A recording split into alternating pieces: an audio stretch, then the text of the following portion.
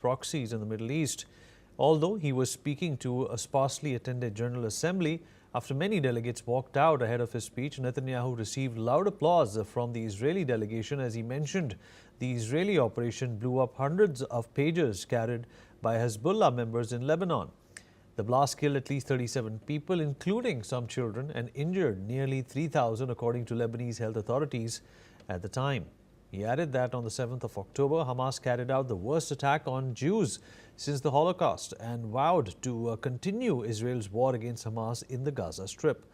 The Prime Minister also criticized what he described as biased media coverage and said many world leaders privately support Israel while publicly condemning it. He rejected the two-state framework as unworkable, asserting that Palestinian leaders have not been willing partners for a two-state solution. Thomas, my colleague, is joining us at this point in time. Thomas is in New York and he's been covering the UNGA. Thomas, a mixed reaction to Mr. Netanyahu's speech. Of course, a bit of heckling and a bit of booing and then cheering.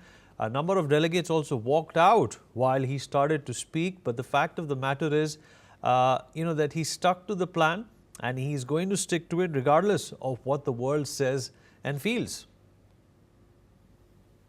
Okay, thank you, Vinny. We are currently here in just outside the United Nations. Maybe you can hear me.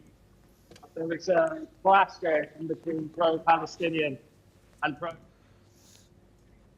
All right, there seems to be a problem with Tom's connection. We're going to try and circle back with him on what he has to add, but those are visuals coming in of a number of delegates walking out of the UNGA as soon as Mr. Netanyahu stepped on the podium.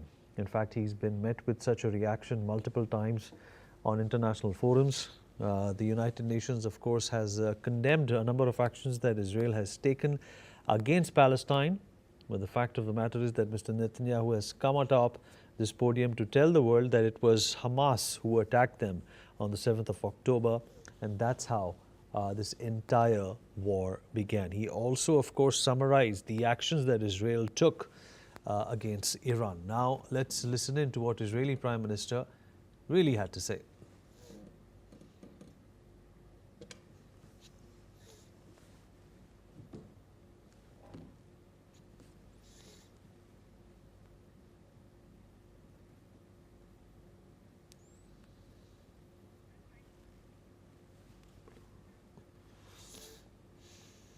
Now I want to ask you a simple question, a simple, logical question. Would a country committing genocide plead with the civilian population it is supposedly targeting to get out of harm's way? Would we tell them, get out, if we want to commit genocide? We're trying to get them out. And Hamas is trying to keep them in. And this charge is so baseless. The comparison to genocide, wholesale slaughter of populations. What, did the Nazis ask the Jews to leave, kindly leave, go out? Did others, you want me to name all the genocidal leaders of history? Just go one by one. Did anyone do this? Did they say, get out so we can come in? Of course not. So the truth has been turned on its head. The leaders who recognize the Palestinian state this week sent to the Palestinians, it's a very clear message. Murdering Jews pays off. Tom, my colleague, is back with us. Tom, of course, Benjamin Netanyahu with some strong words over there. He's saying that Israel is absolutely justified in its actions. It was Hamas that started this war, and it's going to be Israel that's going to end it. And he also once again went on to tell the world that the Palestinians and the Hamas are not really interested in the two-state solution, something which, countries and leaders from throughout the world have been pressing upon, including Donald Trump. Well, yes, indeed, Philippe. Of course, we heard some aggressive words there from Benjamin Netanyahu.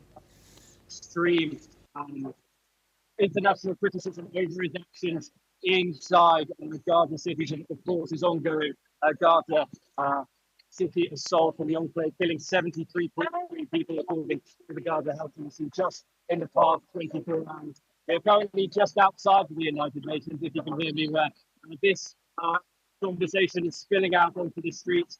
We have pro-Palestinian protesters just here, and just down the street from us, we have anti-Chinese who have yet to speak today, and of course, pro-Israeli protesters. We have some clashes going on, and we have some people here joining us to quickly speak. Hello, just tell us why you're here and your reaction to Benjamin Netanyahu's speeches today, saying that Hamas started this war and Israel is, of course, going to end it. Tell us why you're here.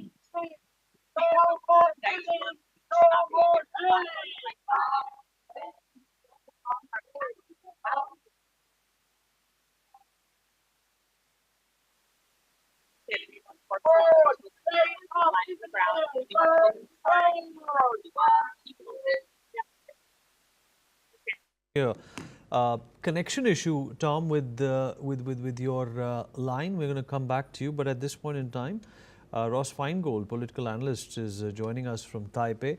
Ross, thank you for joining us. Well, Benjamin Netanyahu had some strong words, but there were stronger reactions in the assembly within the hall as well. Well, when a number of people decided to walk out, there was booing, there was heckling, there was interruption as well when Mr. Netanyahu was talking. But then again, there was cheering also that happened when he finished his speech. But of course, that was from the Israeli delegation. What do you make of the sentiment in this room? There is precedent for this kind of walkout or cheering at United Nations General Assembly speeches. So I frankly wouldn't read too much into that, given the precedent.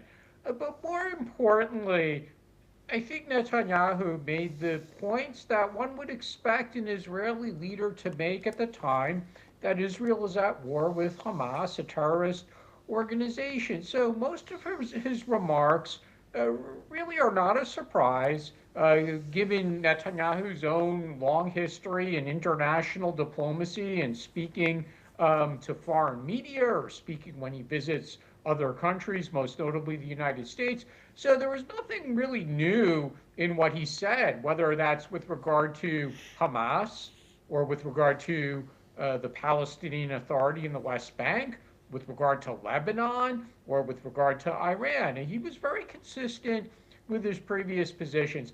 I'd also add that there's another reality that we should keep in mind, which is people walking out or heckling him, or the other events on the sidelines of the General Assembly meeting this week, the recognition of Palestine by a number of countries. None of that will change Netanyahu's policy or strategy with regard to defeating Hamas. Ross, there is also a pushback from Donald Trump. He's saying he's not going to allow Israel to annex, any part of either West Bank or Gaza. Is that a setback for Israel?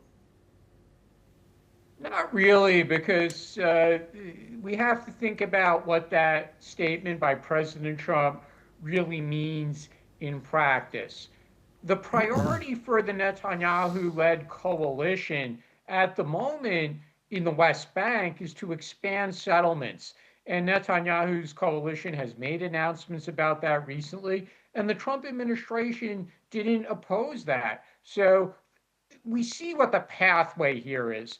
Netanyahu and his government could say, we're expanding settlements, we're going to allow a natural expansion of existing settlements. That could be so many thousands of more housing units and supporting structures like schools and medical facilities. And the Trump administration doesn't look likely to oppose that.